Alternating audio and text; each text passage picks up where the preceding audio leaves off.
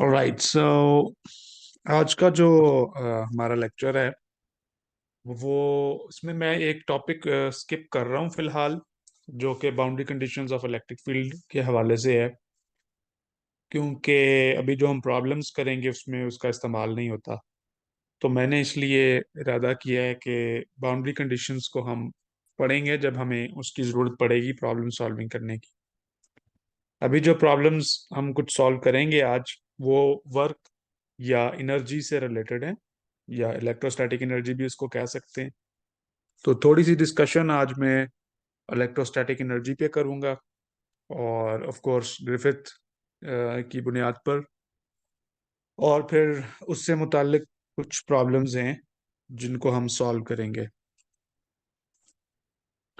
अच्छा, electrostatic energy basically mechanical work है जो आप किसी चार्ज कॉन्फ़िगरेशन को बनाने के लिए या किसी चार्ज कॉन्फ़िगरेशन की विसिनिटी में, यानी उसके गिरदोपेश में एक चार्ज, टेस्ट चार्ज को मूव करवाने में आप करते हैं। तो it's just the mechanical work.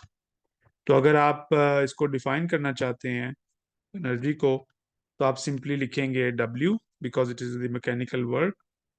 और लेट से मैं एक पॉइंट A से पॉइंट B तक एक टेस्ट चार्ज को मूव करवाना चाहता हूँ।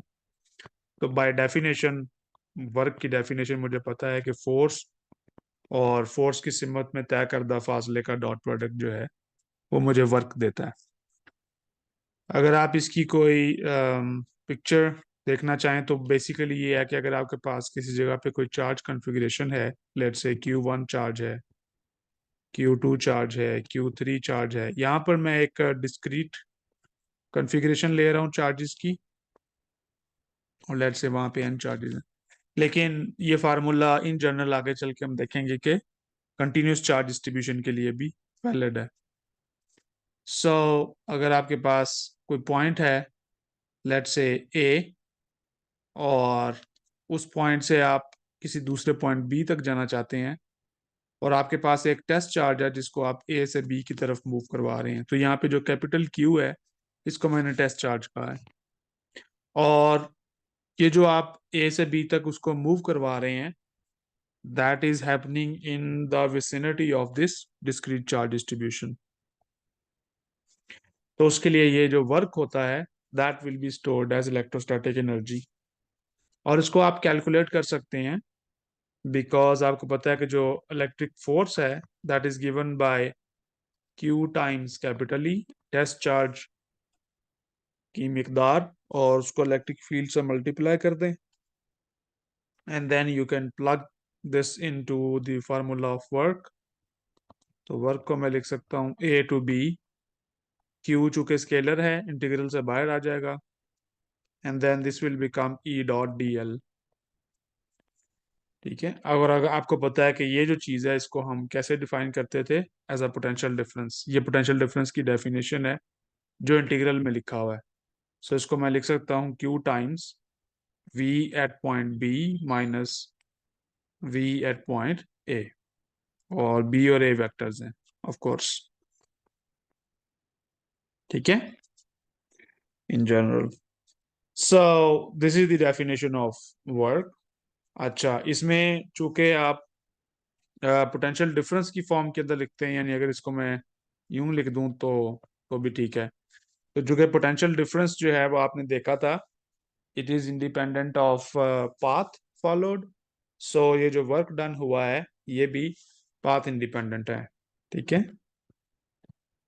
So work is path independent.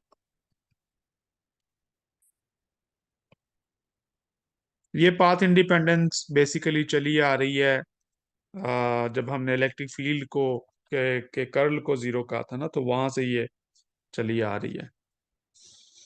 So work is path independent. अगर वर्क पाथ इंडिपेंडेंट हो किसी फोर्स का, तो हम कहते हैं कि वो जो फोर्स है वो कंजर्वेटिव फोर्स है।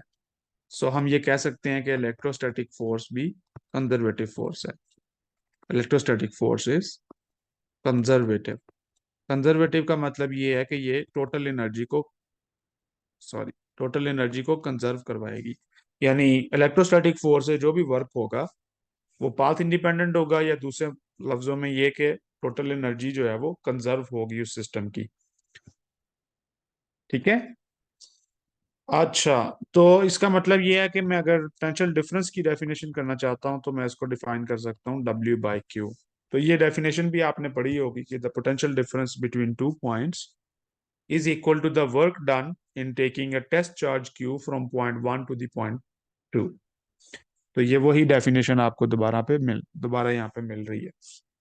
ठीक है, this is the definition of potential difference. तो अगर आप इंटरेस्टेड हैं पोटेंशियल डिफरेंस की डेफिनेशन में, तो वो भी आप यहाँ से डिफाइन कर सकते हैं। और आपको पता है कि पोटेंशियल की जो एब्सोल्यूट वैल्यू होती है वो कोई फिजिकल क्वांटिटी नहीं है, बल्कि जो पोटेंशियल का डिफरेंस है दैट इज फिजिकल क्वांटिटी। और वो फिजिकल क्वांटिटी बेसिकली वर्क होता है, मैकेनिकल वर्क होता है, जिसको आप इलेक्ट्रोस्टैटिक एनर्जी भी कह सकते हैं। बस ये है कि ये electrostatic energy per unit charge है, पर यूनिट टेस्ट चार्ज है। अच्छा, अब अगर आपके पास एक चार्ज डिस्ट्रीब्यूशन है जो कि पॉइंट चार्ज डिस्ट्रीब्यूशन है, तो उसकी एनर्जी कैसे निकालेंगे? Energy of point charge distribution. So basically आज का जो हमारा टॉपिक भी है और जो इस फार्मूले का फायदा भी है, वो ये हुआ करेगा कि आपको एक चार्ज डिस्ट्रीब्यूशन दी जाएगी। जिस तरह आप पहले उसका इलेक्ट्रिक फील्ड निकालते थे या उस चार्ज डिस्ट्रीब्यूशन का पोटेंशियल निकालते थे, उसी तरह के फार्मूले लगाकर अब आप उसकी एनर्जी निकाला करेंगे। So basically different charge distributions आपको दी जाएंगी, और इन चार्ज डिस्ट्रीब्यूशंस के लिए आपको कहा जाएगा कि एनर्जी निकालें या वर्क निकालें। उसमें से पहली जो एग्जांपल हम कर रहे हैं that is energy of point charge distribution.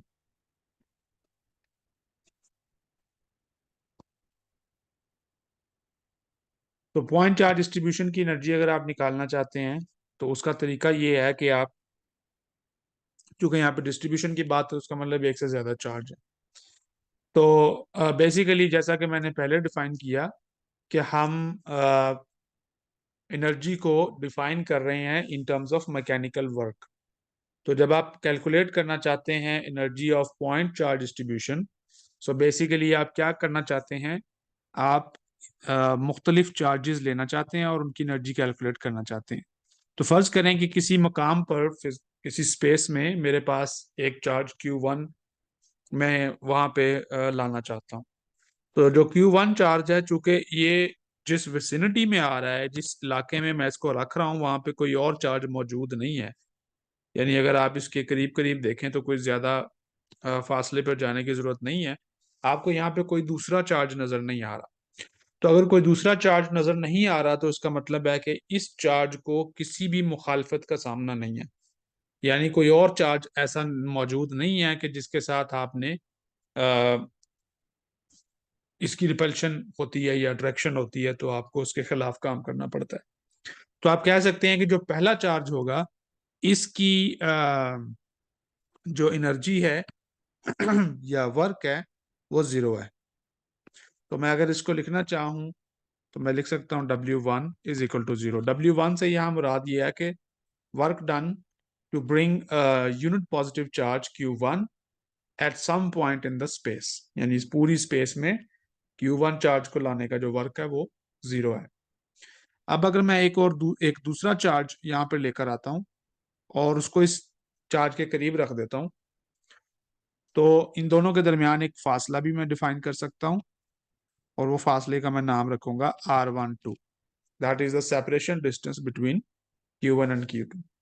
तो इस सूरत में क्या होगा कि आपके पास चूंकि अब दो चार्जेस मौजूद हैं, सो लिहाजा आपको कुछ मैकेनिकल वर्क मिलेगा, जिसको आप यहां से भी देख सकते हैं जैसा मैंने ऊपर डिफाइन किया था। चले मैं यहाँ लिख देता हूँ, क्योंकि वर्क का फार्मूला है टेस्ट चार्ज, या जो भी आपका चार्ज है जिस पे आप काम कर रहे हैं, टाइम्स पोटेंशियल डिफरेंस या पोटेंशियल। तो चूंकि पहले चार्ज में तो कोई पोटेंशियल डिफरेंस किसी दूसरे चार्ज की वजह से पैदा नहीं हो रहा था, तो वर्क जीरो है। लेकिन जब दूसरे चार्ज की आप बात करेंगे W2, तो W2 को जब आप सॉरी Q2 को जब आप लेके आएंगे, तो Q1 पहले से वहां पे मौजूद है। सो इसका जब वर्क आप डिफाइन करेंगे, तो ये अब ध्यान में रखना है कि इनमें से जो इस फार्मूले में ये जो क्यू है टेस्ट चार्ज, ये आपका टेस्ट चार्ज है, मतलब जिस चार्ज पे आप वर्क कर रहे हैं। बल्कि मुझे लिखना चाहिए charge on which work is being done. जबकि जो डेल्टा वी है ये पोटेंशियल है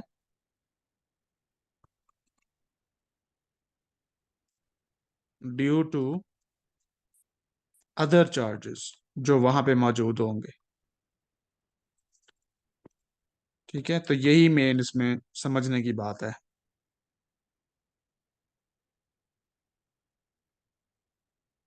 ठीक है। सो जब Q2 की बात कर रहे हैं तो जो चार्ज जिस पे मैं काम कर रहा हूँ वो Q2 है, और उसको मल्टीप्लाई किसके साथ करना है, V12 के साथ। 1 2 का मतलब है पोटेंशियल डिफरेंस बिटवीन 1 और 2। और V12 की अगर Q2 और V12 जो है चूंकि पॉइंट चार्ज है, सो पॉइंट चार्ज का पोटेंशियल मुझे पता है 1/4πQ/R12 होगा। और चूंकि ये पोटेंशियल चार्ज 1 की वजह से आ रहा है, सो इसको मैं Q1/R12 लिखूंगा। सिमिलरली अब अगर मैं कोई तीसरा चार्ज यहाँ पर लेके आता हूँ, लेट्स से ये मेरे पास Q3 है, तो Q2 और Q3 के दरमियान जो फासला है उसको मैं R23 कहूंगा, और Q1 और Q3 के दरमियान जो फासला है उसको मैं R13 कहूंगा। सो इस केस के अंदर जब मैं वर्क लिखूंगा तो मेरे पास दो वर्क ऐड होंगे। ठीक है। सो W3 जब मैं लिखूंगा तो वो होगा Q3, और उसमें दो पोटेंशियल ऐड होंगे। उसमें पोटेंशियल ऐड होगा V12 का, सॉरी 13 का, और फिर V23 का। ये दो पोटेंशियल इसमें ऐड होंगे। क्यों ऐड होंगे? क्योंकि इस Q3 के ऊपर दो चार्जेस जो हैं वो फोर्स लगा रहे हैं। Q2 भी इस पे फोर्स लगा रहा है और Q1 भी उसके ऊपर फोर्स लगा रहा है। सो इसलिए दोनों पोटेंशियल जनरेट कर रहे हैं, और वो दोनों का पोटेंशियल जो है वो एड अप होगा, और आपको Q3 पे टोटल वर्क मिलेगा। एंड देन अब आप इनकी वैल्यूज पुट करें तो Q3 चूंकि 1/4πε0 सबके साथ ही आता है, तो मैं इसको इकट्ठा लिख लेता हूँ, और अंदर आएगा Q1/R13 प्लस Q2/R23। तो इस तरह से आप इसको लिख सकते हैं। ठीक है। यहां तक किसी का कोई सवाल, ये बात समझ आ रही है ना?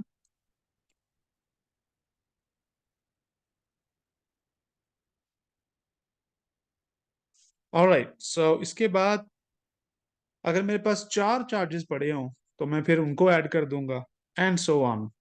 तो इन जनरल अगर मेरे पास टोटल वर्क निकालना हो, चले मैं यहाँ पे तीन चार्जेस का निकाल लेता हूँ। ड्यू टू 3 पॉइंट चार्जेस, ये 3 पॉइंट चार्जेस अगर मैंने किसी जगह पर इकट्ठे करने हैं तो उनका टोटल वर्क निकालना है, and that will be sum of, तो मैं लिख सकता हूँ W=W1 plus W2 plus W3। W1 तो जीरो था, सो सिर्फ W2 और W3 ऐड होंगे। तो W2 जो है, और 1/4πε0 सबके साथ आ रहा है, सो मैं इसको लिख सकता हूँ W2 में हमारे पास था Q1 Q2/R12, और W3 में था Q1 Q3/R13, और Q2 Q3/R23। तो ये वर्क हो जाएगा तीन चार्जेस को इकट्ठा लाने का। इन जनरल इसी फार्मूले को अगर आप जनरलाइज करना चाहते हैं, और आपके पास फर्ज करें n चार्जेस हैं, इन जनरल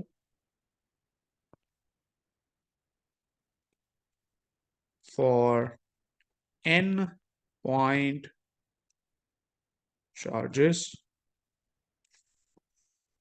मैं W को लिख सकता हूँ 1/4 पाई एप्सिलॉन नॉट। आप देखें अगर सिर्फ दो चार्जेस हों तो Q1 Q2 आ रहा है, और अगर तीन चार्जेस हों तो Q1 Q3 और Q2 Q3 भी आता है। सो इन जनरल अगर मैं कहूँ कि मेरे पास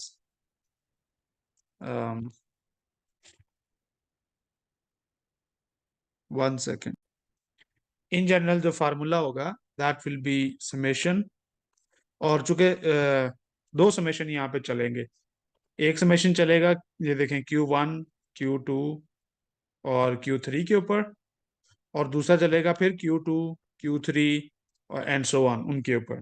सो दो समेशंस आएंगे, एक समेशन आएगा जिस चार्ज को आप पकड़ के ला रहे हैं उसके ऊपर, और दूसरा समेशन आएगा जिस चार्ज के करीब ला रहे हैं आप उसको। तो इसको हम लिखेंगे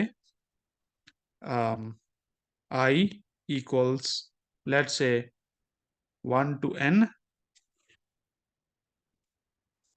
एंड देन Q, और दूसरा समेशन सॉरी आएगा J equals 1 to n, and then qj, sorry, qj divided by rij। ठीक है। सो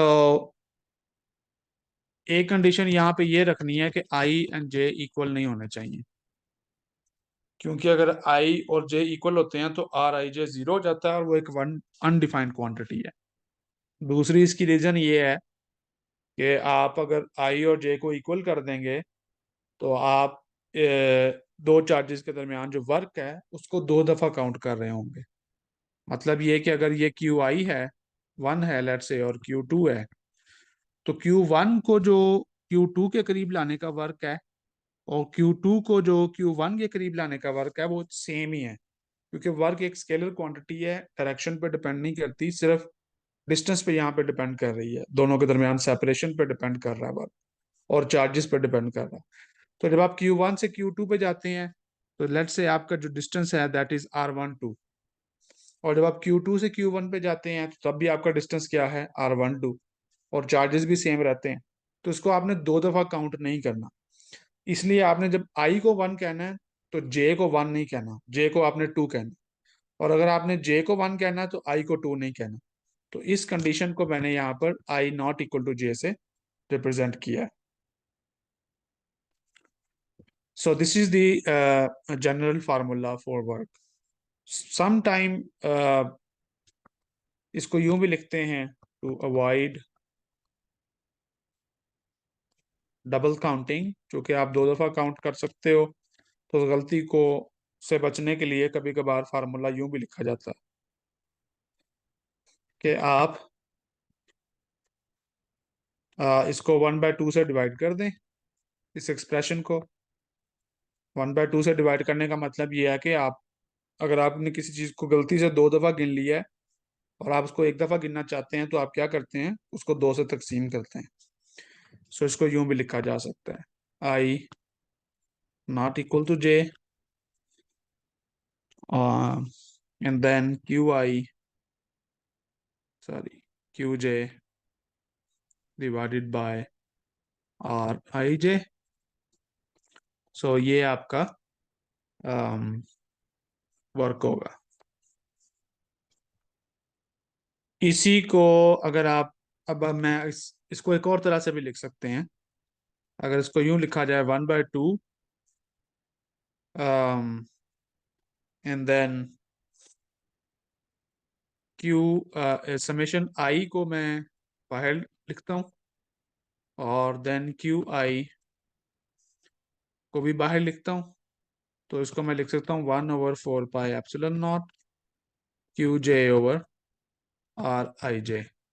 ये सिर्फ तरतीब मैंने बदल के लिखा है, लेकिन इसका फायदा ये हुआ है कि मेरे पास यहाँ पर जो पोटेंशियल है वो J का आ गया, यानी Qj चार्ज को मैं मूव करवा रहा हूँ, और ith पॉइंट के ऊपर वो जो चार्ज है उसका वो पोटेंशियल शो कर रहा है।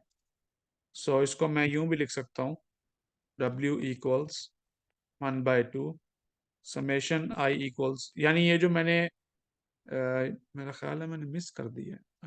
यस, मैंने एक समेशन यहाँ पे मिस की है, उसको मैं दोबारा लिखता हूँ, जे इक्वल्स 1 to n।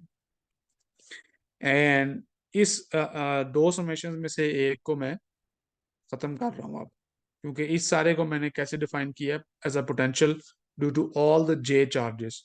यानी अब मैंने क्यू आई नहीं यहाँ पे लिखा, यानी मैं ये कह रहा हूँ कि क्यू आई चार्ज के ऊपर जो पोटेंशियल लग रहा है वो बाकी तमाम क्यू जे चार्जेस का लग रहा है। तो इसलिए मैं उसको एक ही नाम दे लेता हूँ, which is the total potential due to all the other j charges.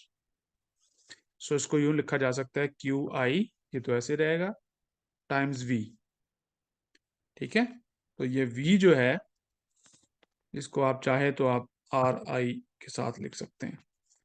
So basically आपने देखा कि जे की जो कंडीशन थी वो इसमें से गायब हो गई है, और अब आपके पास ये फार्मूला आ गया है। और ये फार्मूला आपको बता रहा है कि अगर आपके पास अ, कहीं पे बहुत सारे चार्जेस पड़े हैं, ठीक है, लेट्स से आपके पास यहाँ पे बहुत से चार्जेस पड़े हैं और इनकी तादाद है जे के बराबर, तो आप क्या करेंगे, इन तमाम चार्जेस का इकट्ठा पोटेंशियल निकालेंगे, जिसको आप बोलेंगे वी। एंड उस वी की वजह से फिर आप कहेंगे कि यहाँ जो मेरा कोई और चार्ज ith चार्ज पड़ा हुआ है, उस टोटल वी की वजह से इस ith चार्ज के ऊपर वर्क हो रहा है। सो दैट इज वाई अगर आप देखें तो इसको मैं यहाँ पे रिलेट कर रहा हूँ कि क्यू आई चार्ज के ऊपर जो वर्क होगा वो वी पोटेंशियल की वजह से होगा, और ये जो वी पोटेंशियल है ये बाकी सारे जे पॉइंट चार्ज डिस्ट्रीब्यूशन की वजह से होगा। ये फार्मूला आपको समझ में आ गया? ये मैंने डिस्क्रीट केस के लिए लिखा। अगर इसी फार्मूले को आप कंटिन्यूअस चार्ज डिस्ट्रीब्यूशन के लिए लिखना चाहें तो वो भी आप लिख सकते हैं। ठीक है, फॉर कंटिन्यूअस चार्ज डिस्ट्रीब्यूशन,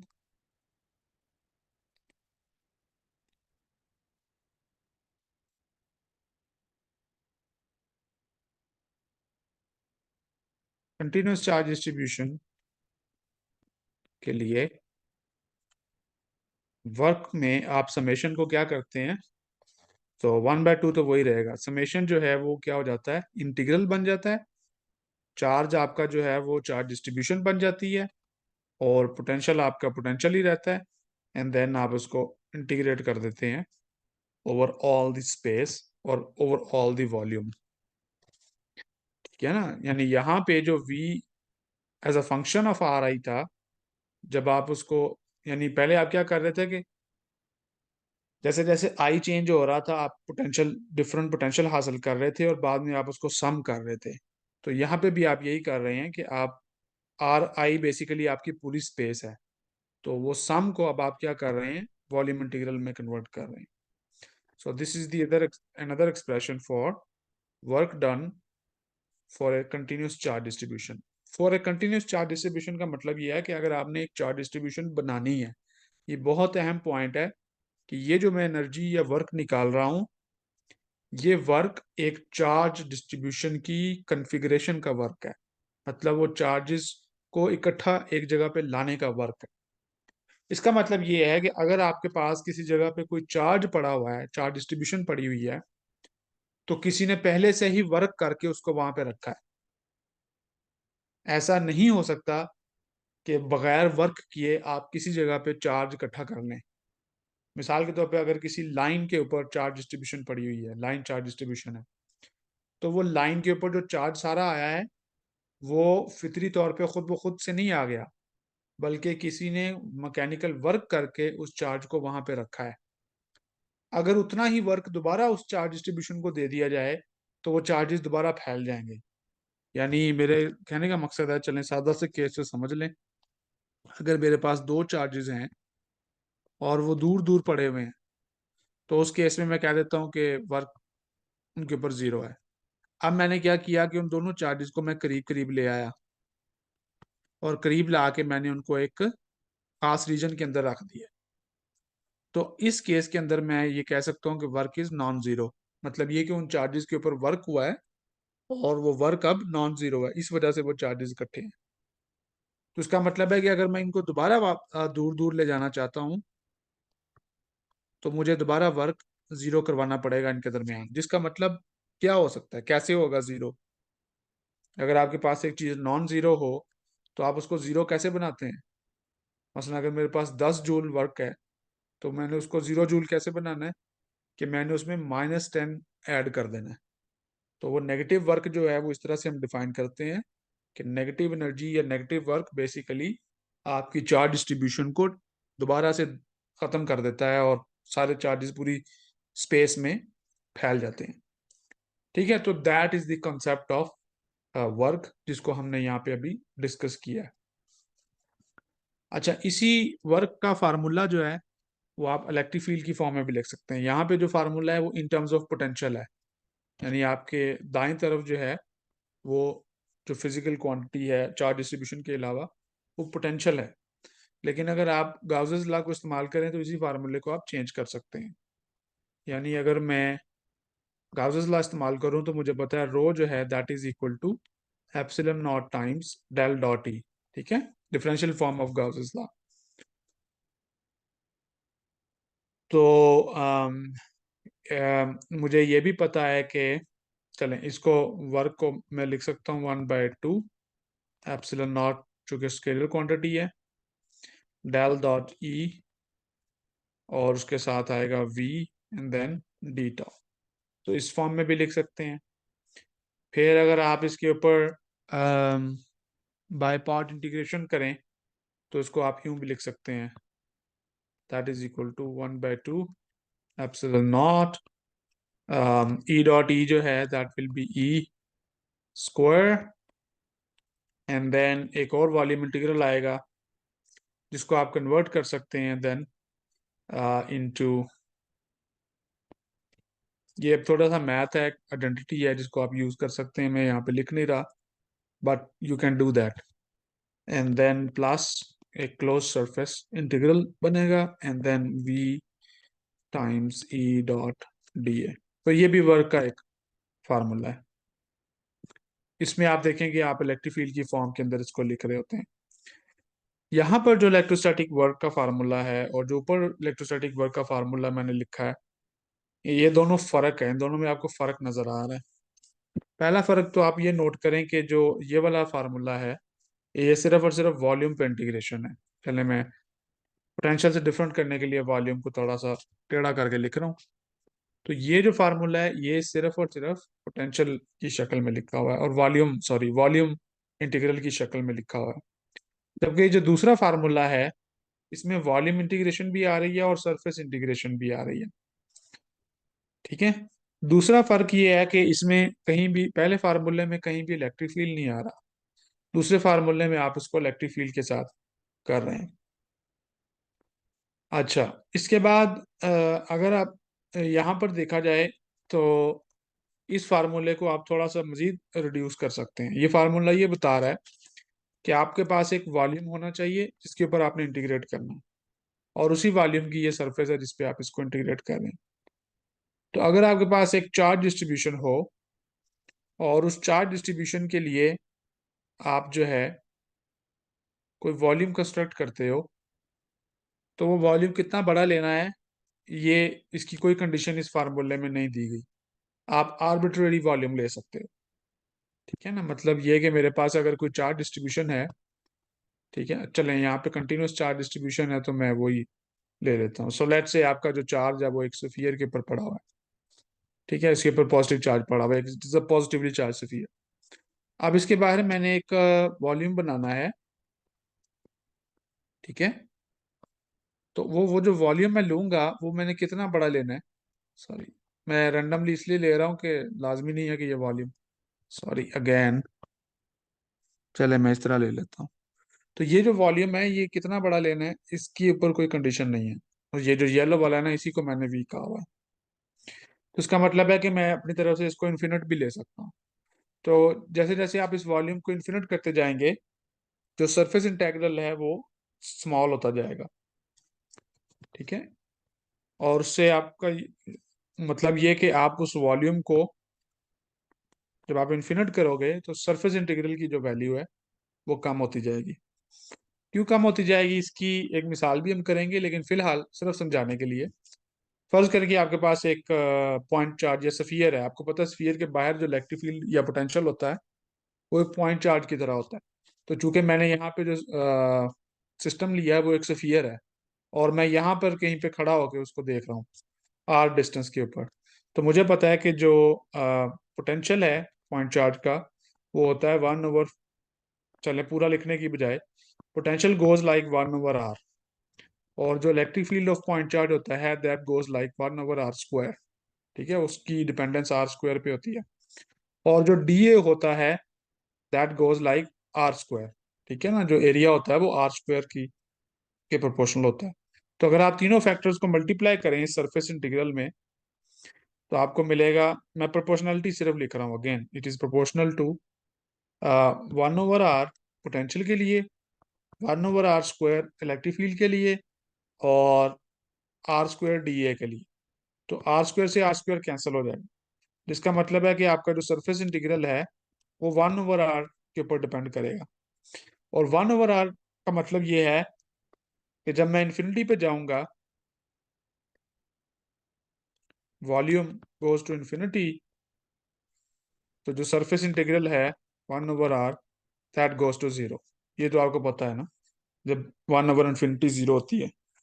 तो इसका मतलब ये है कि जो सेकंड टर्म है वो अगर आप बड़ा वॉल्यूम कंसिडर कर लेते हैं किसी चार्ज डिस्ट्रीब्यूशन के बाहर, तो सेकंड टर्म ऑलमोस्ट वैनिश हो जाती है। तो इसलिए इस फार्मूले में आप चाहें तो सिर्फ पहली टर्म को ही रख सकते हैं और दूसरी टर्म को आप जीरो कह सकते हैं। बट एक ही केस के अंदर कि आपका जो वॉल्यूम है वो बहुत बड़ा हो जिसको आपने कंसिडर किया हुआ। तो इसके लिए अब मैं क्या करता हूँ कि हम वर्क का एक और फार्मूला डिफाइन करते हैं, वो है W इक्वल्स ε0/2। और ये वो फार्मूला है जो शायद आपने इस्तेमाल भी काफी काफी जगह पे किया हो इलेक्ट्रोस्टैटिक एनर्जी के लिए, E²d टाउ। और इस इंटीग्रल के नीचे मैं अब लिख दूंगा ऑल स्पेस। इसका मतलब ये है कि ये जो मैंने फार्मूला लिखा है ये सिर्फ और सिर्फ तब वैलिड होता है अगर आपका वॉल्यूम जो है वो बहुत बड़ा है और वो पूरी स्पेस यानी पूरी स्पेस पे फैला हुआ है, इन्फिनिटी पे गया हुआ है, लार्ज वॉल्यूम है इन अदर वर्ड्स। तो ये फार्मूला भी वर्क के लिए इस्तेमाल होता है। तो तीन फार्मूले आपके पास सामने यहाँ लिखे हुए हैं। एक फार्मूला जो है वो ये लिखा हुआ है, ठीक है, आप चाहें तो उसको कह लें फार्मूला 1। और उसके बाद दूसरा फार्मूला ये लिखा हुआ है फार्मूला 2। और तीसरा फार्मूला जो है वो यहाँ पे लिखा हुआ है फार्मूला 3। पहले फार्मूले में जो वर्क है ये वाला, ये सिर्फ और सिर्फ चार्ज कॉन्फ़िगरेशन का वर्क है। इसमें ये वर्क शामिल है कि आपने चार्ज कॉन्फ़िगरेशन किस तरह बनाई है।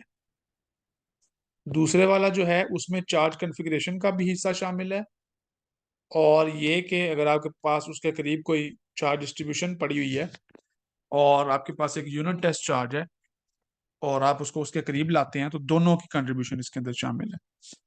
और तीसरा फार्मूला जो है वो तब वैलिड होता है अगर आपके पास लार्ज वॉल्यूम हो, ऑल स्पेस के ऊपर आप इंटीग्रेट कर रहे हो। तो ये एक सिंपल सी डिस्कशन है, इस पे हम मजीद बात कर लेंगे अगर आपको इसमें इंटरेस्ट हुआ। अच्छा, यहाँ पर किसी ने क्वेश्चन किया था कि क्या वर्क जो है वो सुपरपोजिशन प्रिंसिपल को ओबे करता है। वो उसको ओबे नहीं करता, और उसकी वजह आपको सामने यहाँ पर है। Superposition principle basically linear functions के ऊपर अप्लाई होता है। तो चूंकि वर्क जो है वो E² का लीनियर फंक्शन नहीं है, क्वाड्रेटिक फंक्शन है, सो इसलिए सुपरपोजिशन प्रिंसिपल जो है वो वर्क के ऊपर अप्लाई नहीं होगा। ठीक है, तो आपको फार्मूले की शक्ल बता रही है कि सुपरपोजिशन प्रिंसिपल अप्लाई होगा या नहीं। मिसाल के तौर पे अगर मेरे पास दो इलेक्ट्रिक फील्ड हों, E1 और E2, और मैं उन दोनों का वर्क निकालता हूँ। E1 के थ्रू जो वर्क होता है वो W1 है, और E2 के थ्रू जो वर्क होता है वो W2 है। तो क्या मैं ऐसा लिख सकता हूँ कि W is equal to W1 plus W2? ये क्वेश्चन है, तो उसको चेक करते हैं। फार्मूला मेरा ये कहता है कि W should be equal to, total work should be equal to ε0/2 E² d tau. ठीक है, यही फार्मूला हमने भी ऊपर लिखा था। तो ई जो है, इसको मैं लिख सकता हूँ एप्सिलॉन नॉट ओवर टू। अब जो ई स्क्वायर है, that will be in this case E one plus E two square D tau, because आपका जो इलेक्ट्रिक फील्ड है वो दो इलेक्ट्रिक फील्ड से मिलकर बना हुआ है, E one plus E two से। सो अगर मैं इसका फार्मूला खोलूं तो मेरे पास ये बनेगा E one square D tau plus E two square D tau, और तीसरा जो आएगा that will be two times E one plus E two times D tau, और इन सब के बाहर जो है वो ब्रैकेट में लगा लेता हूँ। तो आप देख रहे हैं कि ये जो पहला, सॉरी, W इक्वल्स, जो पहली इक्वेशन पहला फैक्टर है दैट इज W1, क्योंकि वो सिर्फ E1 का वर्क लिखा हुआ है। दूसरे वाला जो है वो E2 का वर्क है, तो वो W2 आएगा। लेकिन जो तीसरे वाला है वो ना E1 का है ना E2 का, बल्कि वो एक नॉन लीनियर टर्म है, और मुझे नहीं पता कि E1 और E2 का जो डॉट प्रोडक्ट है वो भी जीरो है या नहीं। हो सकता है जीरो हो सकता है ना जीरो हो। तो इन जनरल मैं ये कह सकता हूँ कि ये जो नॉन लीनियर टर्म है इसकी वजह से this is not equal to W1 plus W2, total work is not equal to W1 plus W2। तो इसका मतलब है कि इसमें नॉन लीनियरिटी पाई जाती है, नॉन लीनियर टर्म है, और इस वजह से ये सुपरपोजिशन प्रिंसिपल को फॉलो नहीं करेगा। क्लियर है ये जिनका भी क्वेश्चन था? इन जनरल कोई भी चीज अगर क्वाड्रेटिक या क्यूबिक फंक्शन हो किसी दूसरे वेरिएबल का, तो वो नॉन लीनियर होता है। ऑलराइट, चलें फिर नेक्स्ट चलते हैं प्रॉब्लम्स की तरफ, और प्रॉब्लम्स को सॉल्व करते हैं। प्रॉब्लम है 2.31, जिसकी स्टेटमेंट यहाँ पे लिखी हुई है, उसको अब सॉल्व करते हैं। पार्ट ए, यहाँ पर ये कहा गया कि three charges are situated at the corners of a square. आपके पास एक स्क्वायर है जिसकी हर साइड ए के बराबर है, क्यों ये स्क्वायर है, और वहां पे तीन चार्जेस हैं, प्लस क्यू, माइनस क्यू और माइनस क्यू। और हमें कहा जा रहा है कि जो चौथा चार्ज है वो उसके करीब लेके आना है। फर्ज करें कि वो इन्फिनिटी पे पड़ा हुआ है, और इन्फिनिटी से मैंने उठा के उसको इस कॉर्नर पे लेके आना है। तो उसमें जो टोटल वर्क होगा वो आपने निकालना है। तो मैंने अभी आपको एक मिसाल करके भी दी थी, इसमें सिर्फ थोड़ा सा काम आसान हो गया कि जो फासला है वो सिर्फ ए के बराबर है। सो अगर आप वर्क निकालना चाहते हैं तो बाय डेफिनेशन पहले आप W1 निकालेंगे, फिर W2 निकालेंगे, एंड सो ऑन। लेकिन चूंकि यहाँ पे तीन चार्जेस ऑलरेडी दिए हुए हैं तो मुझे वो सारे निकालने की जरूरत नहीं। तो मैं क्या करूंगा, क्योंकि उन्होंने यहाँ पे मुझे कहा है कि जिस चार्ज को मैं लाना चाहता हूँ वो प्लस है, सो यहाँ पर मैं लिखूंगा Q पॉजिटिव में, एंड देन पोटेंशियल लिखूंगा।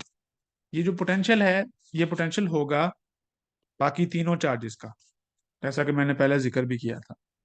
तो बाकी तीनों चार्जेस का पोटेंशियल लिखना है तो वो होगा 1/4 पाई एप्सिलॉन नॉट, चूंकि ये कॉमन है सब में। जो आ, चले मैं एक दफा ऐसा करता हूँ कि यहाँ पे स्क्वायर बना ही लेता हूँ।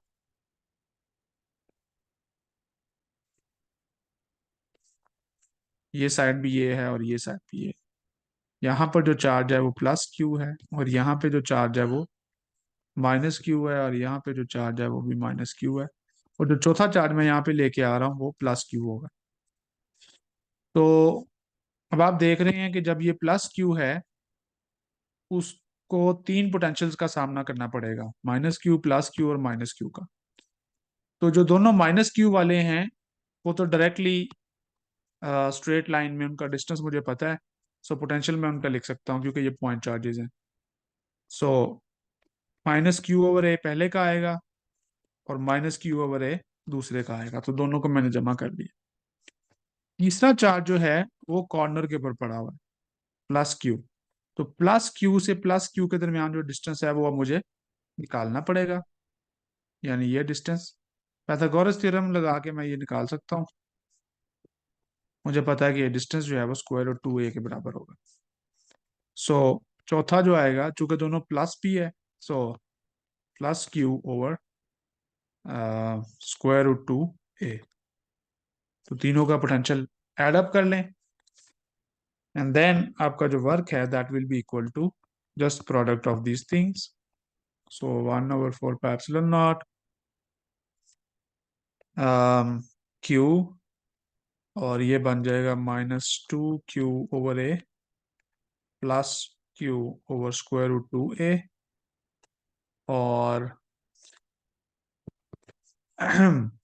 इसमें आप देखें Q² कॉमन आएगा, 4 पाई एप्सिलॉन नॉट, और ए भी कॉमन आएगा, एंड अंदर आ जाएगा 1/√2 -2। सो this is the value of work.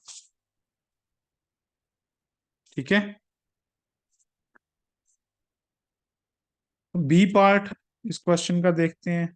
B part ये है, how much work does it take to assemble the whole configuration of 4 charges. ये चारों चार्जेस अगर आपने असेंबल करने हैं तो फिर आपका टोटल वर्क क्या होगा। तो उसमें क्या होगा, चारों चार्जेस का मतलब है कि आपने अब एक एक करके लेके आना है। तो अगेन डायग्राम तो वही रहेगी आपकी।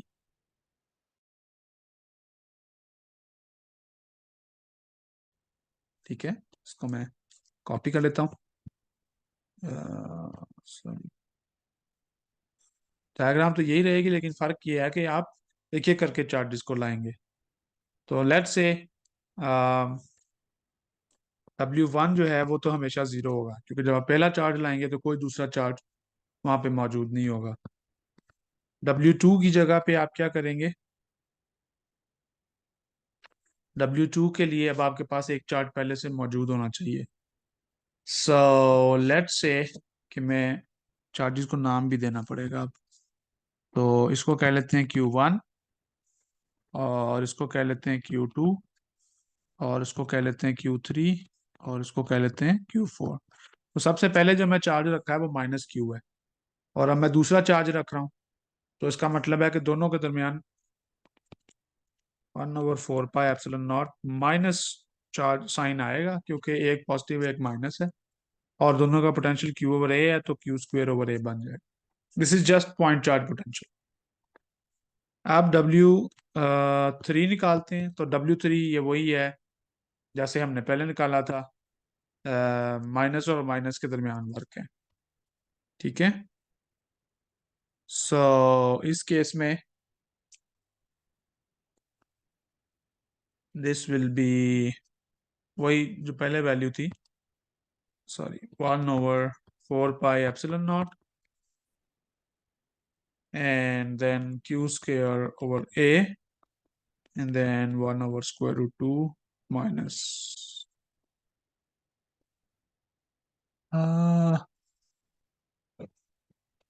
2 आएगा।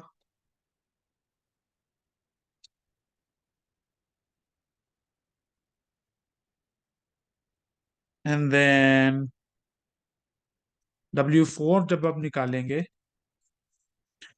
तो W4 will be equal to, वो भी इसी तरह से आई थिंक क्या बनेगा, 1/4 pi epsilon not Q²/A, and then 1/√2 minus। ठीक है, कोई गड़बड़ तो नहीं है। सो दोबारा देख लें, फर्स्ट चार्ज के लिए कोई वर्क नहीं लगेगा। सेकंड चार्ज जो है वो चूंकि नेगेटिव चार्ज के पास ला रहे हैं तो -Q²/A हो जाएगा। थर्ड चार्ज जब मैं लेके आऊंगा तो उसमें दो पोटेंशियल ऐड होंगे, एक माइनस का और इसमें भी माइनस का। तो आई थिंक ये डायरेक्शन अपोजिट होनी चाहिए किसी एक की। आई डोंट रिमेम्बर के क्योंकि -Q और -Q में तो +Q² आ जाएगा, लेकिन जब आप -Q और +Q यहाँ पर लगाएंगे, that will be opposite sign. अच्छा, उसमें भी यही था। I think it's it's correct. बहरहाल इसको देख लीजिएगा। जस्ट प्लस माइनस का कोई मसला ना हो। एंड देन आप चारों को ऐड कर लें तो आपका जो टोटल वर्क है that will be equal to W1 plus W2 plus W3 plus W4। तो इस तरह से आप इसका सोल्यूशन निकाल सकते हैं। किसी का कोई सवाल है इसमें कि किस तरह से हमने प्रॉब्लम को किया है? It's just discrete charge distribution. और आपने वो पहली बात याद रखनी है कि फर्स्ट चार्ज के लिए कोई वर्क नहीं होता, वो दूसरे चार्ज, तीसरे और चौथे चार्जेस के लिए फिर आप उसको ऐड अप करते रहते हैं।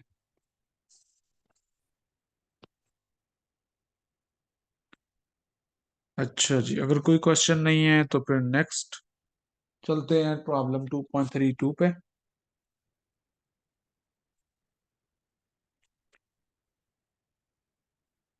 प्रॉब्लम 3.2 के काफी पार्ट्स हैं। तो इससे मुताल्लिक एक एग्जांपल भी है, लेकिन फिलहाल इसको देखते हैं। प्रॉब्लम 3.2 में कहता है कि find the energy stored in a uniformly charge solid sphere of radius r and charge q। और उसको तीन तरह से करना है, जैसा कि ऊपर आपने तीन फार्मूले देखे भी थे। तो पहला जो पार्ट है उसमें वो कहता है यूज इक्वेशन 2.43। वो इक्वेशन बेसिकली ये है 1/2 rho v डीटा।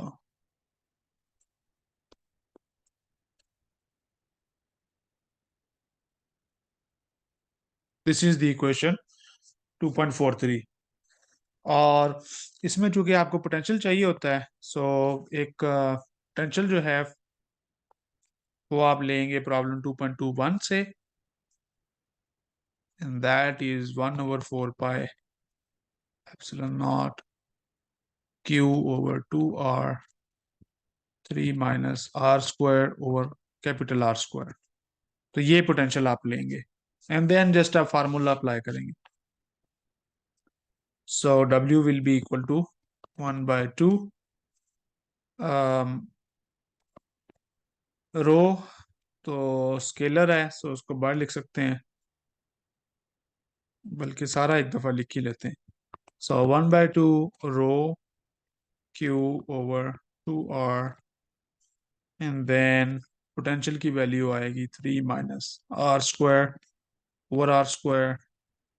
1/8 pi epsilon not लिख लेते हैं क्योंकि ये भी फैक्टर उसमें मौजूद है। एंड देन डी टाउ जो है ये बेसिकली वॉल्यूम एलिमेंट है। सो इसको मैं लिख सकता हूँ 4 πr² dr। 4 पाई इसलिए लिख रहा हूँ कि आप 2 पाई लेते हैं थीटा फाइ से, और पाई लेते हैं अ, मतलब इसको आप कह सकते हैं कि एंगुलर डिस्ट्रीब्यूशन चूंकि चेंज नहीं हो रही। सो मतलब आइंदा मैं डायरेक्ट इसको लिखा करूंगा, हमने काफी दफा इसको किया है, so I don't need to explain it. ये r² sin θ d θ d phi dr होता है ना, तो उसको इंटीग्रेट करके आता है। बहरहाल उसकी वैल्यू यहाँ पे लिखते हैं 4 π r² dr। And then just इसका इंटीग्रेशन है, आप इसको इंटीग्रेट करें। इंटीग्रेट करने के लिए 0 to r आप इसको इंटीग्रेट करेंगे।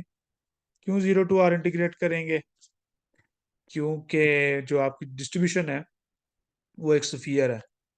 तो अगर आपके पास एक स्फेरिकल डिस्ट्रीब्यूशन है और अगर आप कोई चार्ज नहीं रखते तो आप जीरो पे खड़े होते हैं जो कि ओरिजिन है।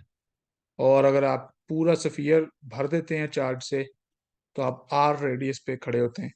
सो इसलिए आपकी जो आर की रेंज है वो 0 to R जाएगी। और यही वो सारा चार्ज है जो आप इकट्ठा करना चाह रहे हैं। इसको अब आप इंटीग्रेट करें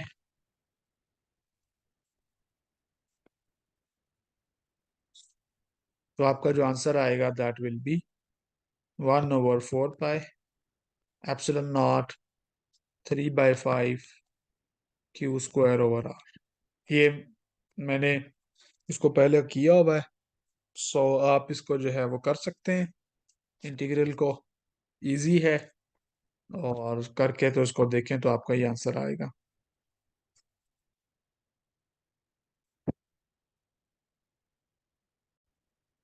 किसी का कोई सवाल है? काफी अरसे से मुझे ऐसा लग रहा है मैं खुद से बातें कर रहा हूँ, आप लोग पूछा करें अगर किसी जगह पे कोई कंसेप्चुअल चीज खास तौर पे समझ नहीं आती, कोई कंसेप्ट समझ नहीं आता कि हमने प्रॉब्लम को किस तरह से किया है।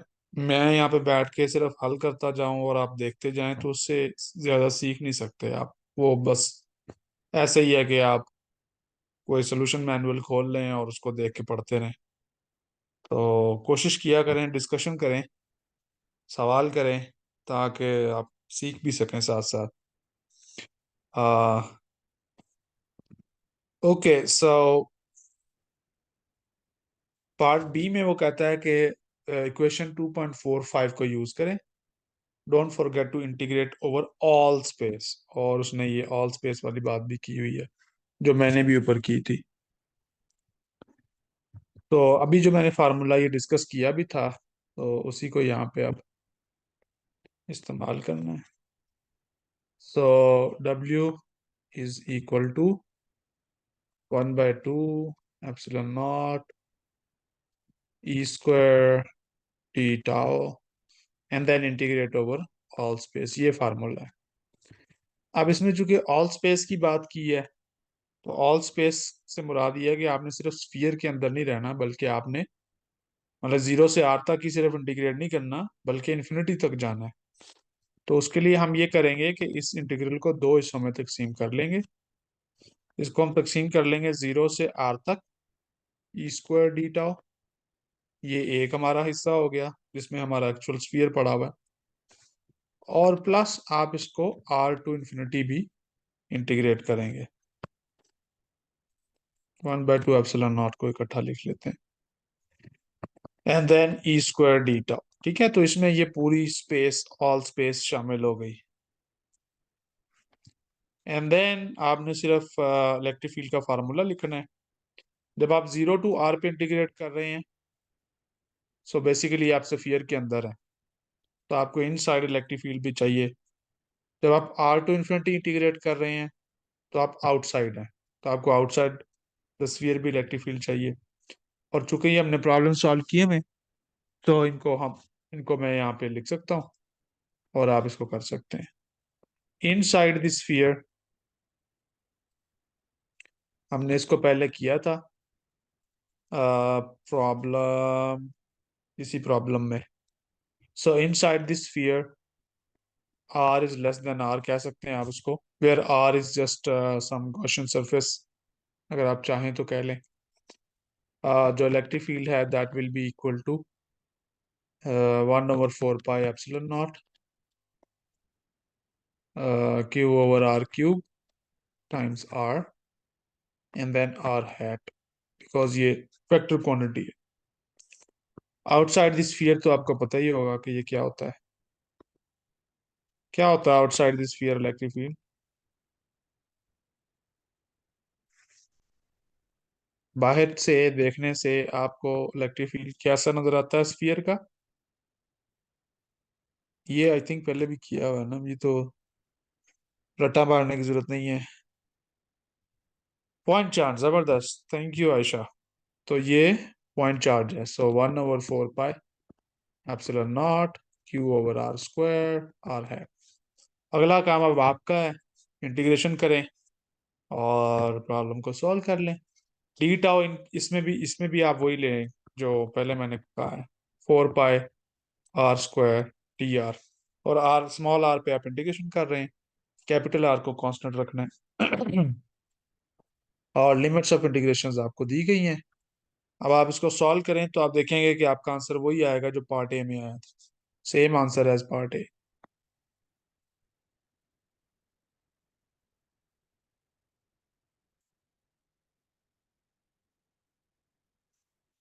ऑलराइट, ये जो आंसर आपने निकाला था पहले, यही आंसर दोबारा आएगा। ऑलराइट, तीसरा जो मेथड है सी, उसमें वो कहता है कि use equation 2.44, take a spherical volume of radius A, notice what happens as A to infinity. तो ये वो फार्मूला जो मैंने आखिर में आपको दिखाया था, इसमें वॉल्यूम और सरफेस दोनों कंट्रीब्यूशंस आती हैं। सो इसको मैं लिख सकता हूँ W इक्वल्स 1/2 एप्सिलॉन नॉट, और सम वॉल्यूम वी, और उसके ऊपर इंटीग्रेट करना है D tau plus surface integral we E dot D ए। इसमें वो ये बात कर रहा है कि आपने जो वॉल्यूम है वो आपने कोई स्फीयर ले लेना है ऑफ रेडियस ए, ठीक है, और उसके जरिए अब आपने इसको करना है। तो लेकिन ये याद रखना है कि ए जो है वो कैपिटल आर से ज्यादा हो, क्योंकि आपका जो स्फीयर है वो यहाँ पर है। तो आप जो सरफेस वॉल्यूम ले लोगे, सॉरी, वो चूंकि स्फेरिकल सिमेट्री है तो वो वॉल्यूम भी आप इस तरह का ले लो। तो ये इसका जो रेडियस है वो ए होगा। नाउ इसको अब आपने सॉल्व करना है, और जब आप सरफेस इंटीग्रल करोगे we E dot D A, तो उसमें आपको पता है जो वी है वो होगा, चूंकि आप स्फीयर के बाहर हैं और आप एक रैंडम रेडियस के ऊपर खड़े हुए हैं। सो और फर्ज करेंगे स्फीयर पर चार्ज क्यू है, सो इसका पोटेंशियल ये होगा। और उसी तरह से इलेक्ट्रिक फील्ड भी आपका पॉइंट चार्ज की तरह का होगा। ठीक है, इन वैल्यूज को आप इस्तेमाल करके सॉल्व कर सकते हैं। ठीक है, और फिर 4 पाई r² तो है ही आपके पास। तो ये आपका, चलें इसको W1 कह लेते हैं, एप्सिलॉन नॉट बाय 2 लिख के। मतलब ये है कि वर्क के दो हिस्से हैं, तो पहला मैंने इसको W1 कह दिया। So you can calculate W1। ठीक है, और डी ए आपने उसी तरह से क्या लेना है, सरफेस है। सो उस केस में आपका वॉल्यूम नहीं होगा, सरफेस होगा। Just just solve that. ठीक है, मैं इसको अगेन सॉल्व नहीं करूंगा क्योंकि हमारे पास टाइम नहीं है इतना ज्यादा, but you can solve it. अच्छा, दूसरी दूसरी जानिब आपने क्या करना है, ई स्क्वायर डी टाउ है। तो ई तो आपका यही रहता है, लेकिन जो डी टाउ है that is now in form of a. So उसमें जब आप इंटीग्रेट उसको करोगे तो आप उसको पहले 0 to r पे ले जाओगे और फिर r से a पे ले जाओगे। मीन्स के W2 जब आप लिखोगे that will be epsilon naught by 2, and then E square D tau, ये है ना, once again, हाँ ये है। तो इसको आप ऐसे कर सकते हो कि आप पहले इंटीग्रेट करो 0 से r ई स्क्वायर डी टाउ, और फिर आप इंटीग्रेट करो r से a, क्योंकि a आपका वॉल्यूम है, यानी a तक आपने स्पेस रखी हुई है, and then E square D tau. इसको भी सॉल्व कर लो, और बस आप देखोगे कि जब आप टोटल वर्क निकालोगे W1 प्लस W2, तो ये अगेन वही आएगा, same as part A and B. इसका भी आंसर आपका वही आएगा।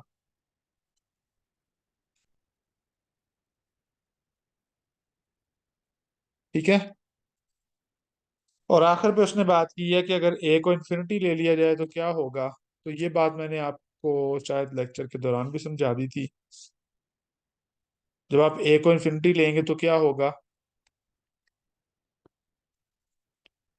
जो सरफेस इंटीग्रल है आपका ये वैनिश हो जाएगा, और जो टोटल कंट्रीब्यूशन है आपकी वो वॉल्यूम इंटीग्रल से आएगी। ठीक है, इस पे मैंने अभी बात की है पहले, तो उसी पार्ट को आप दोबारा से दोहरा लें। वजह उसकी ये है कि जो पोटेंशियल है वो 1/r से जा रहा है, जबकि फील्ड जो है वो 1/r² पर डिपेंड कर रहा है, और एरिया जो है वो r² पर डिपेंड कर रहा है। r² कैंसिल हो जाएगा ई डॉट डी ए में, और टोटल जो इंटीग्रल की वैल्यू है वो 1/r के थ्रू जाएगी, और 1/r में आप ए की वैल्यू पुट करोगे because that's your volume radius now. तो ए इन्फिनिटी करेंगे तो आपका सरफेस इंटीग्रल भी जीरो को अप्रोच करेगा। तो आप लिख सकते हैं कि ए गोज टू इन्फिनिटी का मतलब है कि V E dot D A goes to zero, और जो टोटल कंट्रीब्यूशन आपकी होगी वो वॉल्यूम से आ जाएगी। ठीक है। और इसके साथ साथ आपका जो वॉल्यूम की कंट्रीब्यूशन है, जाहिर है कि वो भी कांस्टेंट नहीं रहेगी, उसमें भी फर्क आएगा, बिकॉज इन दोनों के सम से आप टोटल वर्क निकाल रहे थे। ठीक है। तो जब एक चीज उसमें से कम हो रही है तो दूसरी में भी कोई ना कोई फर्क पड़ेगा। राइट। बहरहाल टोटल स्कीम यही थी कि तीन डिफरेंट फार्मूले देखे। पहले फार्मूले में पोटेंशियल से आपने उसको निकाला वर्क को, दूसरे फार्मूले में सिर्फ इलेक्ट्रिक फील्ड से निकाला बट ओवरऑल स्पेस इंटीग्रेट करके, और तीसरे फार्मूले में सरफेस और वॉल्यूम दोनों से निकाला। एंड देन अल्टीमेटली आपने वही काम किया कि सरफेस कंट्रीब्यूशन को अगेन जीरो कर दिया। सो दिस इज द प्रॉब्लम 2.3। क्या प्रॉब्लम था ये? 3.2 है। कोई क्वेश्चन यहाँ पर? दो प्रॉब्लम्स और हैं, उनको करके फिर खत्म करते हैं। किसी की कोई डिस्कशन या सवाल?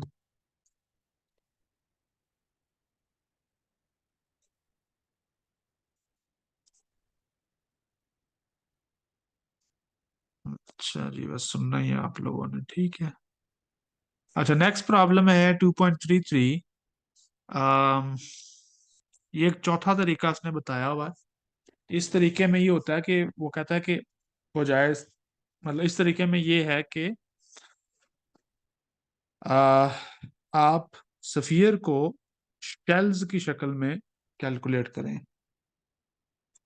मतलब ये कि जीरो से शुरू करें और मुख्तलिफ शेल्स चार्जेस के जो हैं वो चढ़ाते जाएं इसके ऊपर, एक दूसरे के ऊपर, और हर शेल के ऊपर जो चार्ज हो वो इन्फिनिटेसिमल चार्ज डी क्यू हो। ठीक है। और डी आर थिकनेस की तय जो है वो आप चढ़ाएं हर सफियर के हर स्फेरिकल शेल पे। तो कहता है वो उसका वर्क भी निकालें और टोटल वर्क भी निकालें। सो बेसिकली सिचुएशन कुछ इस तरह की है। पहले मैं शेप्स पे चला जाता हूँ कि अगर आपके पास एक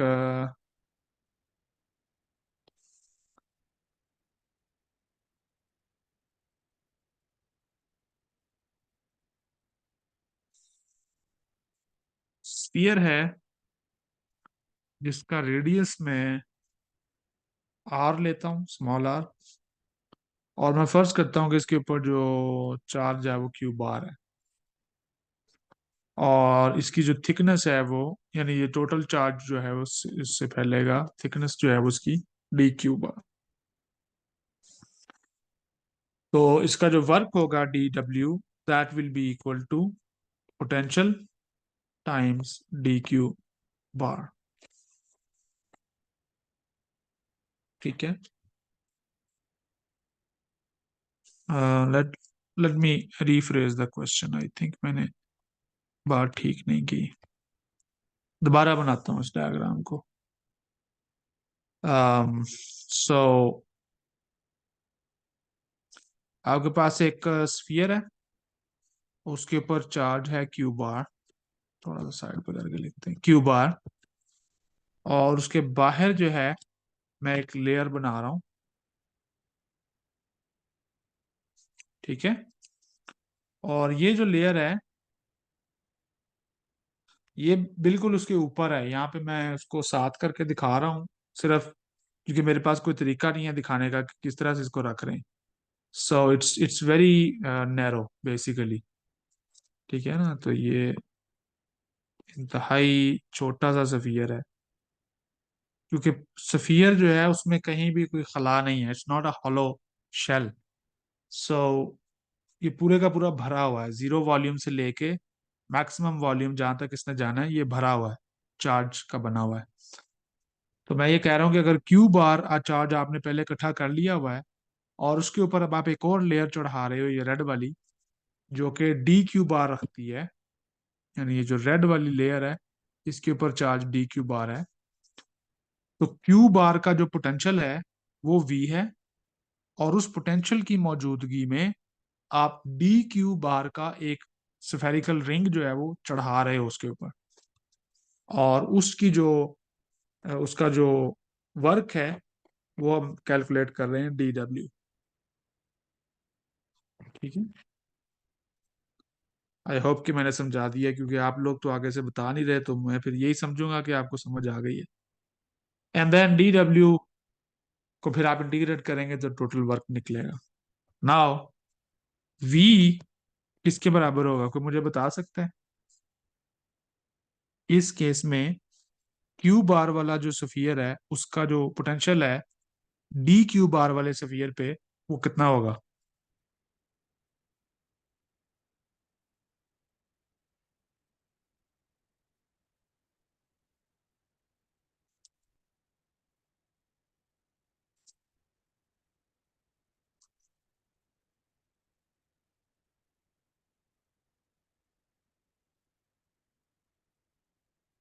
कोई सुन भी रहे हैं कि मोबाइल साइड पे रखा हुआ है? चलें, पॉइंट चार्ज के तौर पे बिहेव करेगा, बिकॉज अभी हमने देखा था कि कोई भी स्फेरिकल डिस्ट्रीब्यूशन जो है वो पॉइंट चार्ज के तौर पे बिहेव करती है। So this will be 1/4 pi epsilon naught Q bar, और मुझे इसके लिए कोई रेडियस भी चाहिए, so that will be equal to R. So इसको मैं लिखूंगा R. So D W can be written as, sorry, D W is equal to 1/4 pi epsilon naught q bar dq bar divided by r, तो इसके बराबर होगा। And then अब मुझे Q bar निकालना है और डी क्यू बार निकालना है, देन जस्ट इंटीग्रेट करना है। तो डी क्यू बार तो मैं निकाल सकता हूँ, that will be equal to surface volume charge density के साथ मल्टीप्लाई कर दें वॉल्यूम को। So rho d tau, that will be the dq bar charge, and this will be equal to 4 pi r square dr, जैसा कि आपने पहले देखा था, volume element times rho is the charge density, क्योंकि वॉल्यूम है। And then जो rho है that is the total charge density, और चूंकि ये कांस्टेंट यूनिफॉर्म चार्ज डेंसिटी है, सो इसको मैं लिख सकता हूँ 4, sorry, q over, if q is the total charge on the sphere, then this is divided by volume by capital R cube. ये जब मेरा सफियर मुकम्मल हो जाएगा तो उसका रेडियस आर होगा, वही बात जो पहले की हुई है। एंड देन इस रो की वैल्यू आप चाहें तो डी क्यू बार में भी पुट कर सकते हैं। So this implies D Q bar will be equal to 4 pi r square dr, and then q over 4 by 3 pi r cube, and then इसको थोड़ा रीअरेंज करें तो ये बन जाएगा 3q over R cube into R square into D R. This is your D Q bar. और इसी तरह से क्यू बार चार्ज कितना होगा वो भी आप निकाल सकते हैं। Again Q bar will be equal to, Q bar के ऊपर चार्ज डेंसिटी वही है जो टोटल सफियर पे है रो, बट इसकी जो वॉल्यूम होगी that will be pi R cube, right. And then again अगर आप रो की वैल्यू पुट करें तो this will become simply R cube over capital R cube times Q. तो ये जो मैंने क्यू बार की वैल्यू निकाली है और डी क्यू बार की वैल्यू निकाली है, इन दोनों का आप इस फार्मूले डी डब्ल्यू में पुट कर दें। सो D W will be equal to 1 over 4 pi epsilon naught. Q bar is R cube over R cube Q. And then dq bar is 3q over r cube r square dr. And then और क्या रह गया, 1/r. ठीक है, एक 1/r फार्मूले में भी मौजूद. सो इसको अब आप कर लें सॉल्व. तो और इंटीग्रेट कर लें. ठीक है, दोनों तरफ. इस तरफ इंटीग्रेट करेंगे तो ये 0 टू कैपिटल आर इंटीग्रेट होगा. एंड देन सॉल्व करने पर आपका जो आंसर आएगा 1/4 पाई एप्सिलॉन नॉट, वो अगेन आएगा 3/5 q square over r,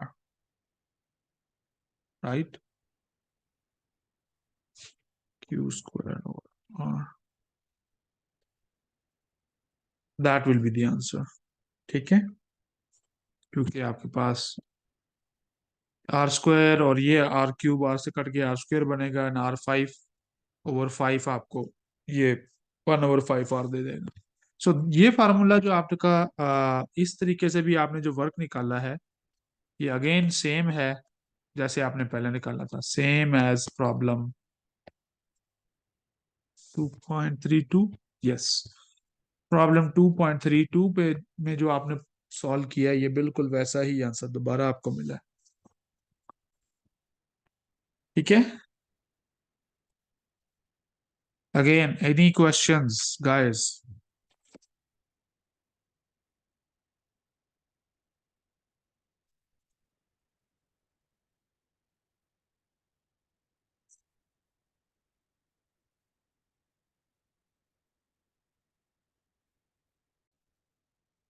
okay, ये हमारा आज का लास्ट प्रॉब्लम है 2.34.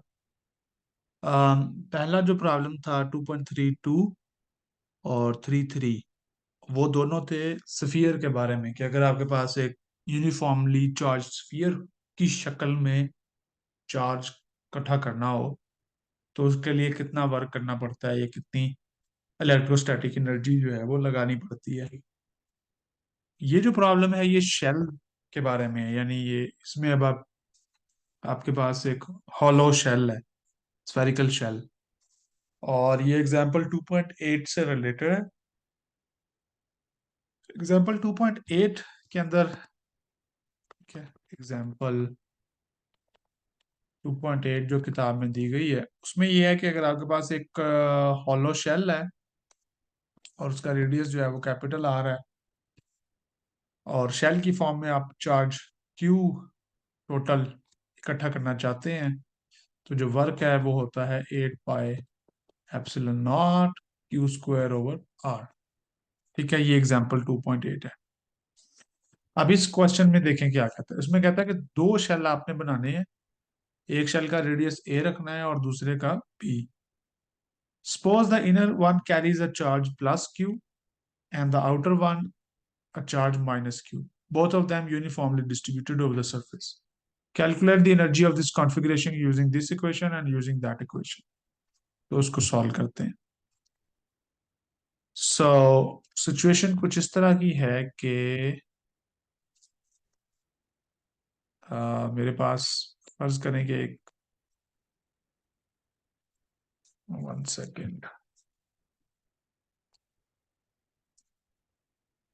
अगर मेरे पास एक शेल है और उसका रेडियस जो है वो लेट से ए है, और उसके बाहर एक और शेल है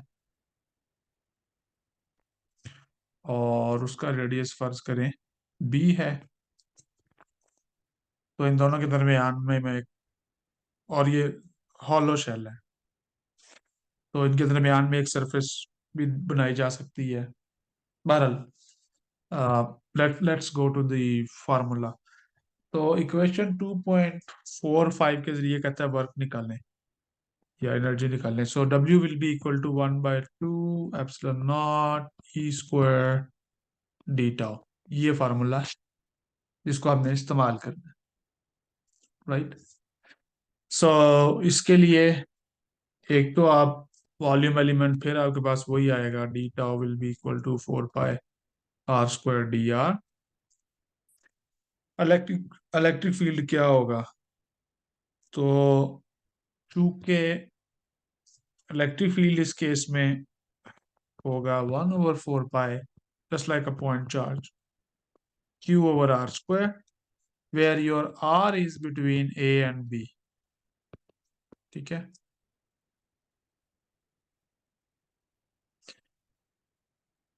यही वो हिस्सा है जहां पे आपको चार्ज मिलेगा, यानी ये वाला जो हिस्सा है, फील्ड मिलेगा, सॉरी, क्योंकि ये हॉलो स्फीयर्स हैं। सो अंदर बाहर, तो बाहर तो खैर होगा, लेकिन फिलहाल हम चूंकि ए और बी की फॉर्म में आंसर चाहते हैं, और दूसरा ये कि इक्वल एंड अपोजिट चार्ज है। चलिए मैं लिख देता हूँ यहाँ पे, inner one carries a plus q. So जो अंदर वाला स्फीयर है उस पर प्लस क्यू चार्ज है, और जो बाहर वाला स्फीयर है उस पर माइनस क्यू चार्ज है। सो अगर मैं बाहर खड़ा होता हूँ आर ग्रेटर देन बी पे, तो टोटल चार्ज जीरो होने की वजह से गाउस लॉ के मुताबिक इलेक्ट्रिक फील्ड भी जीरो होगा। और अंदर चूंकि अंदर खड़ा होता हूँ आर लेस देन ए के ऊपर, तो चूंकि अंदर कोई चार्ज मौजूद नहीं है, हॉलो स्फेरिकल शेल है, तो यहाँ पे भी इलेक्ट्रिक फील्ड क्या होगा? जीरो होगा। तो जो ओनली रीजन बचता है जहाँ पे इलेक्ट्रिक फील्ड नॉन जीरो है, वो ये दरमियान वाला रीजन है जो ए और बी रेडियस के दरमियान में आता है। तो इसलिए मैंने यहाँ पे ए और बी के दरमियान आर की वैल्यू को लिया है। एंड देन ए से बी आप जाएंगे और इसको इंटीग्रेट कर देंगे। ठीक है, सिंपली आप डब्ल्यू को लिखेंगे 1/2 epsilon naught a to b, and then E square times 4 pi are square D r. E की वैल्यू आपके सामने दी गई है, इंटीग्रेशन करें आप, और उससे आपका जो आंसर आएगा that will B Q square over 8 pi epsilon naught 1/a - 1/b। तो ये आपका आंसर है। ये था ए पार्ट, जिसमें आप डायरेक्ट मेथड लगा रहे हो। इसका बी पार्ट जो है वो कहता है using equation 2.47 and results of example 2.8। तो ये जो मैंने साइड पे एग्जांपल लिखी है, अब हम उसको इस्तेमाल करेंगे और बी पार्ट को सॉल्व करेंगे। सो बी पार्ट क्या कहता है जी? बी पार्ट में आप क्या करेंगे? ये फार्मूला इक्वेशन, ये जो किसी का सवाल भी था सुपरपोजिशन के हवाले से, क्योंकि दो स्फेरिकल शेल हैं, हर स्फेरिकल शेल का अलग अलग इलेक्ट्रिक फील्ड लेकर और फिर उनको ऐड करके आप वर्क निकाल सकते हैं। सो 1/2 टाइम्स क्या आएगा? W1 प्लस, ये मैं इक्वेशन लिख रहा हूँ जो बुक में दी गई, +2 times E1 dot E2, and then integrate over D tau. So W1 पहले, W1 तो सिंपली अब इसके लिए मैं यूज करूंगा एग्जाम्पल 2.8, जो कि मुझे ये बताती है कि अगर मेरे पास R रेडियस का शेल हो और Q चार्ज हो, तो वर्क किसके बराबर होता है? 1/8 pi epsilon naught Q square over R. तो यहाँ पर जो पहला शेल है वो ए रेडियस का है, और दूसरा शेल जो है वो बी रेडियस का है, तो उनको मैं इस्तेमाल कर लेता हूँ। सो W1 सिंपली आ जाएगा 1/8 pi epsilon naught Q square, और क्योंकि चार्ज दोनों पे सेम है, प्लस क्यू माइनस क्यू, तो उससे कोई फर्क नहीं पड़ता बिकॉज क्यू स्क्वायर है। सो क्यू स्क्वायर है, W2 निकालें, तो वो भी एग्जाम्पल को इस्तेमाल करते हुए Q square over B, that will be the answer. अब तीसरा जो रह गया, चलो उसको W3 कह लेते हैं, वो है 1/2 epsilon naught, and then two, चलो टू भी कैंसिल ही कर लेते हैं। So epsilon naught E1 dot E2, and then इस सारा को वॉल्यूम पे इंटीग्रेट करना है। तो इसमें अब आपको पता होना चाहिए इलेक्ट्रिक फील्ड की वैल्यू क्या है। क्योंकि जो E1 है वो इनर सिलेंडर है, इनर स्फेरिकल शेल है, और उसका चार्ज प्लस क्यू है। सो मुझे पता है कि उसके बाहर just outside the spherical shell जो E1 की वैल्यू होगी that will be just like a point charge 1/4 pi epsilon naught plus Q over R square where R is greater than A.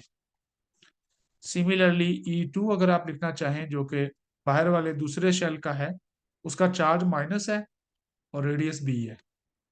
So 1/4 pi epsilon naught minus Q over R square and then R is greater than B. तो दोनों के लिए आप ये formula है, और इन दोनों को इस्तेमाल करते हुए, और चूंकि आर हैट भी दोनों में आना है चूंकि वेक्टर फॉर्म है, तो दोनों का डॉट प्रोडक्ट ले लें E1 dot E2 and that will be what, चूंकि आर हैट 1 होता है, यूनिट वेक्टर की प्रॉपर्टी है। So E1 dot E2 will be just, sorry, 1/4 pi epsilon naught square minus q square over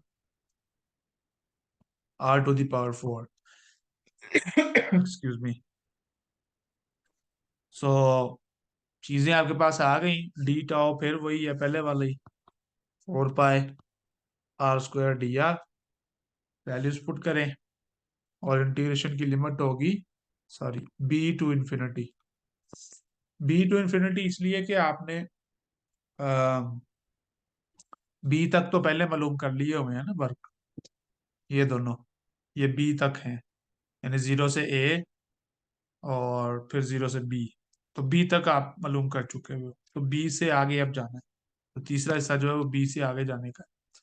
so B to infinity and then just plug the values, solve करें, ठीक है, solve the integral.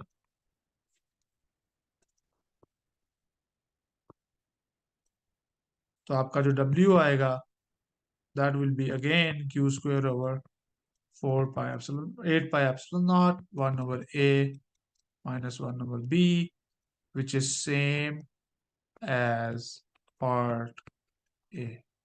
आपको पास फिर वही answer आएगा जो part A में आपने निकाला था, ये वाला आंसर, ठीक है। सो ये अगेन प्रैक्टिस है डिफरेंट फार्मूलों की, कि आप कौन कौन सा फार्मूला लगाते हैं और अ, उससे क्या नतीजे निकलते हैं। तो आमतौर पे आपने देखा कि तीनों फार्मूले असल में इक्विवेलेंट हैं वर्क के, जो हमने स्टार्ट में डिफाइन किए थे, और तीनों से आप एक जैसे आंसर्स निकालते हैं। आमतौर पे जो इलेक्ट्रोस्टैटिक एनर्जी के लिए फार्मूला ज्यादा इस्तेमाल होगा that will B this one, W equals 1/2 epsilon not E² D tau, ये फार्मूला ज्यादा इस्तेमाल होगा। अ, और इसमें याद रहे कि ये ऑल स्पेस पे आप इंटीग्रेशन कर रहे हैं। कभी कभार आप इस फार्मूले को भी इस्तेमाल करेंगे। क्या फार्मूला था, रो वी डी टाउ, जो हमने स्टार्टिंग में पढ़ा था, जो पोटेंशियल की फॉर्म में आता है, मुझे भी याद नहीं है। हाँ, रो वी डी टाउ, उसमें एप्सिलॉन नॉट नहीं है, 1/2 रो वी डी टाउ।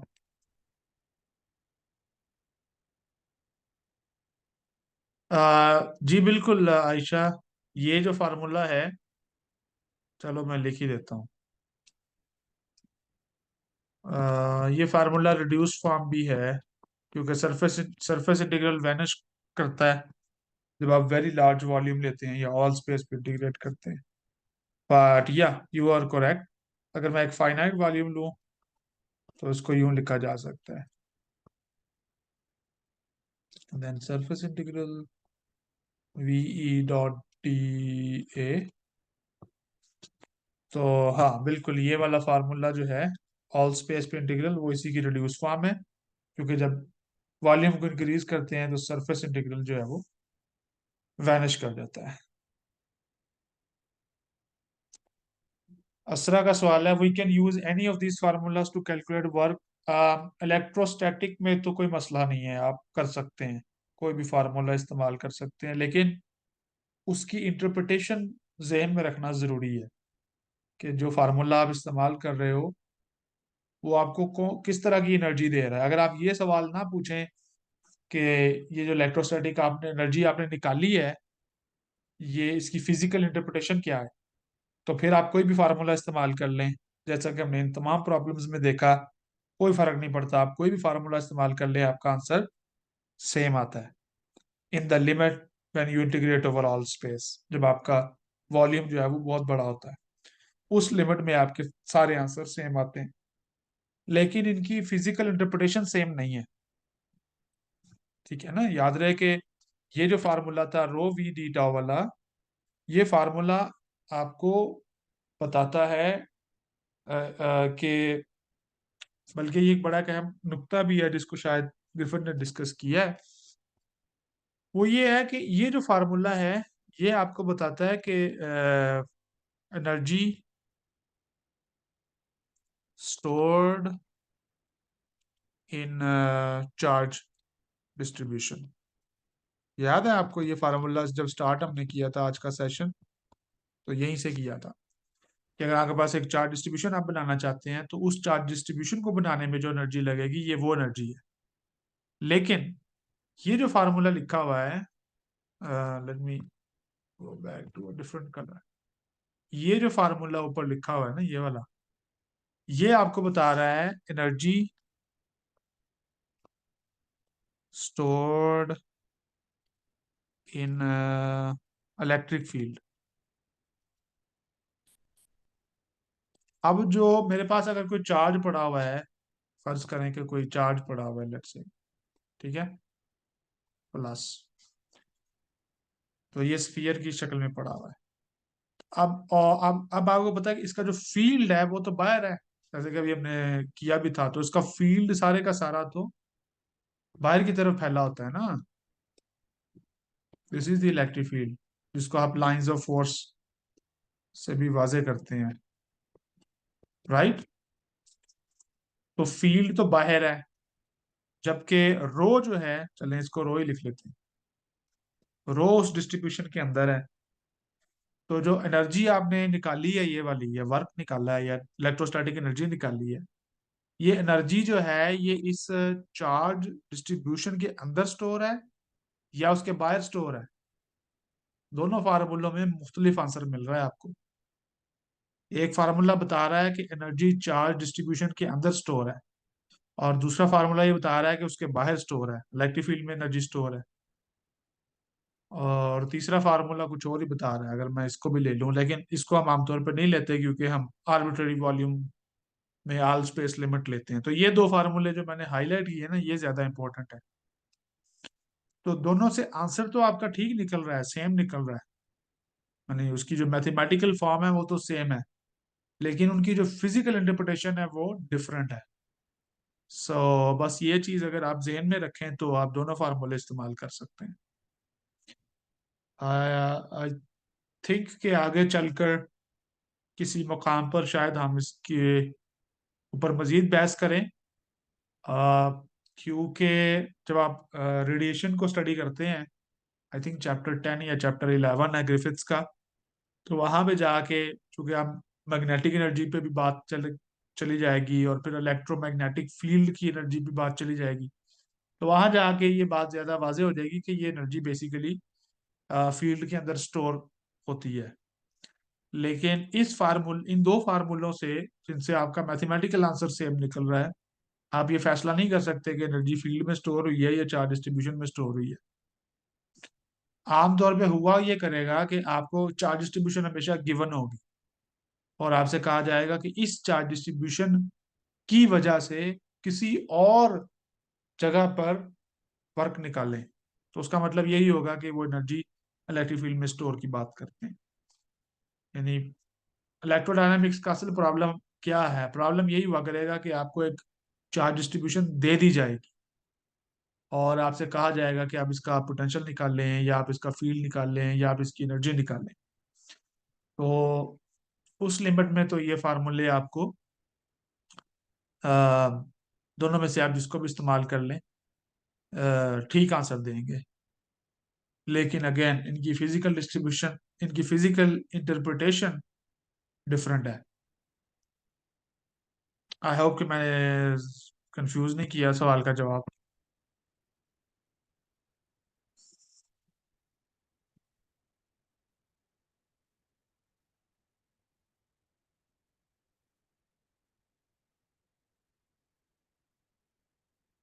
किसी और का कोई क्वेश्चन? यहीं तक आज हम स्टडी करेंगे। This is our last problem. इसके बाद कुछ डिस्कशन जो है वो कंडक्टर्स के बारे में है, और कंडक्टर्स से रिलेटेड कुछ प्रॉब्लम्स हैं जिनको फिर हम नेक्स्ट सेशन में करेंगे। तब तक अगर किसी की कोई और डिस्कशन है या कोई सवाल, वो आप कर सकते हैं।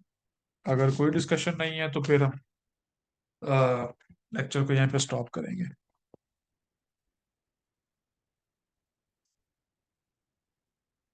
बाउंड्री कंडीशंस, हाँ, बाउंड्री कंडीशंस को मैंने इसलिए नहीं करवाया कि बाउंड्री कंडीशंस को हम जब कोई प्रॉब्लम उससे रिलेटेड सॉल्व करेंगे तो फिर स्टडी करेंगे। क्योंकि जो हमारा मकसद है, जैसे कि मैंने बताया अभी, इस कोर्स का मकसद थ्योरी को अप्लाई करना है, यानी प्रॉब्लम्स को सॉल्व करना है। तो मैं सिर्फ वही थियोरेटिकल कंसेप्ट्स डिस्कस करता हूँ जिन्होंने प्रॉब्लम में सॉल्व यूज होना होता है। तो आपने देखा आज के चारों प्रॉब्लम्स में कहीं भी बाउंड्री कंडीशंस इस्तेमाल नहीं हुई। जब हम बाउंड्री कंडीशंस की प्रॉब्लम करेंगे तो फिर मैं बाउंड्री कंडीशंस के ऊपर भी डिस्कशन करूंगा। लेकिन फिलहाल जो हमारी एक सीरीज चल रही है तरतीब से, उसमें अगला टॉपिक जो है वो कंडक्टर्स का है। सो पहले मैं कंडक्टर्स के ऊपर ही बात करूंगा। मेरे ख्याल कंडक्टर्स से मुताल्लिक कुछ प्रॉब्लम्स हैं जहां बाउंड्री कंडीशंस इस्तेमाल होंगी। So it will be decided. मैंने अभी इसको देखा नहीं है, लेकिन बहरहाल किताब में जिस तरह से दिया गया है उसी हिसाब से हम चलेंगे।